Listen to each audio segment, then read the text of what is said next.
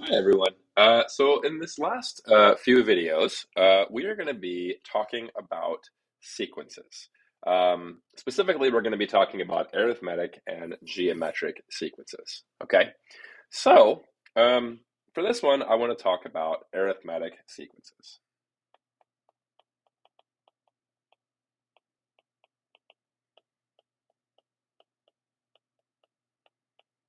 Okay, so an arithmetic sequence is a sequence that is of the basic form. Uh, um, A sub n is equal to A1 plus n minus 1 times d. Okay? And here, a sub n is the nth term.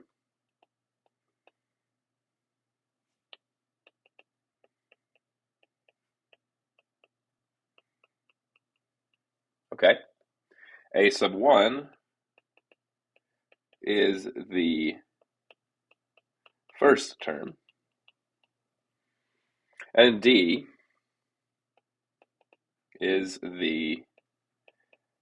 what we call the common difference.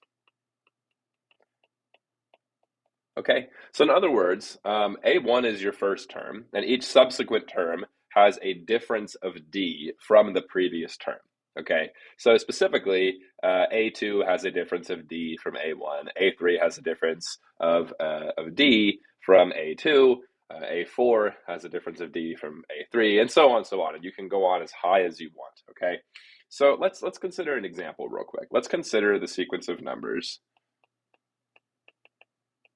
Let's consider um, the sequence.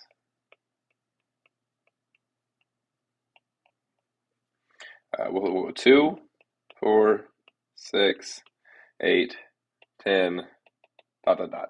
And this is going to go on as high as we'd like it to go. In this class, we're not going to be considering infinite sequences, but you can have sequences that never end. Most of the ones we're going to be dealing with in this last week are going to be, all of the ones we're going to deal with are going to terminate at some point. They're going to stop at some point. So ideally, this would stop at some nth term. And when I say nth term, what that means is like that is just the uh, um, so like as an example, if we wanted to say um, uh, the nth term where the nth term where n is 4, okay, so the fourth term, that would be 8, okay, because 8 is the fourth term in the sequence, okay? That's kind of the idea when I say the nth term, all right? Okay, all right, so the first number here, the first number is a sub 1, okay? So if the first number is a sub 1 is going to be 2 because 2 is the first number in our sequence.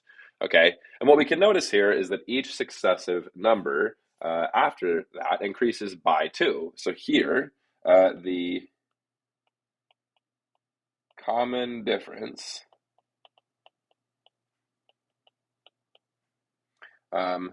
is d equals 2. So each term is 2 greater than the previous one, so the difference is 2 between each successive term. Okay, so let's say we want to find the next number. So if a1 is 2, a2. If we look at our formula we had up here, we have a sub n is equal to a1 plus n minus 1 times d. Okay, so here n is going to be 2.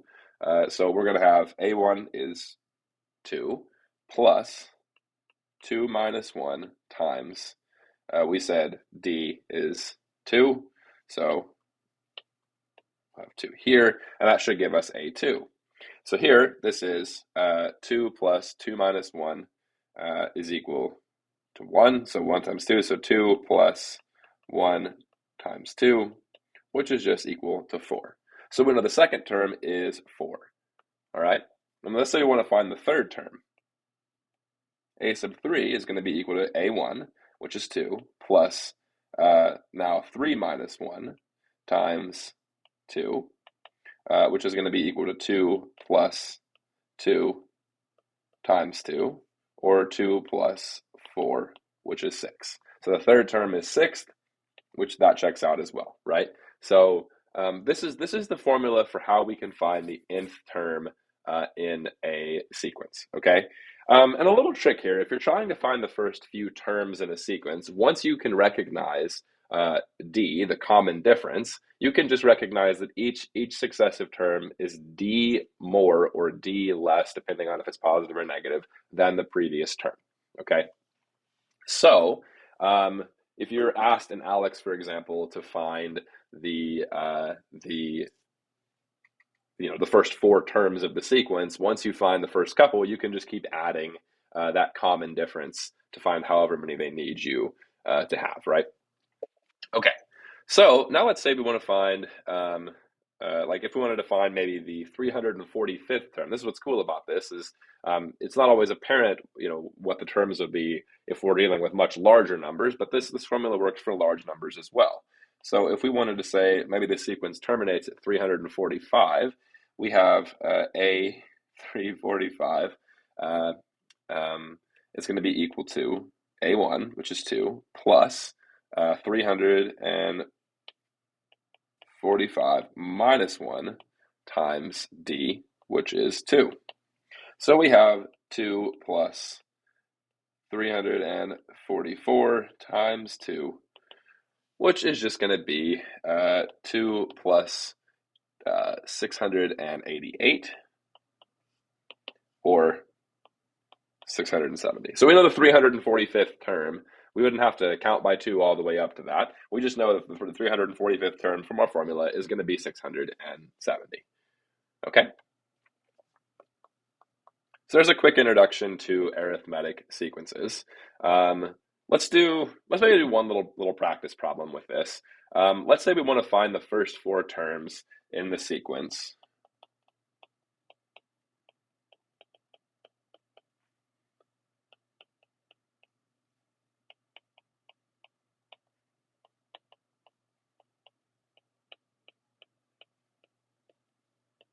For the first 4 terms for the sequence, a sub n is equal to 68 plus 5 times n minus 1, where n is equal to 1, 2, 3, ...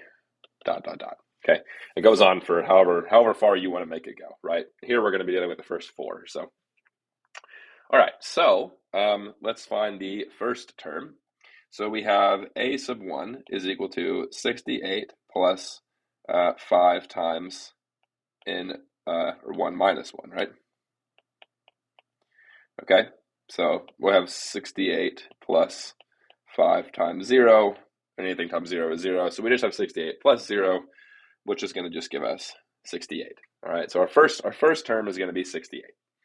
All right, and what we can notice here is that our common difference is 5. So if we wanted to, we could just add 5 to each of the next terms, but let's show that this actually works. So really, we know right off the bat that our next term is going to be 73, because if we add 5 to 68, we'll get 73. But let's just double check that. So we have 68 plus 5 times 2 minus 1 is going to be equal to 68 plus 5 times 1, which is 73. So A3 then should be 78.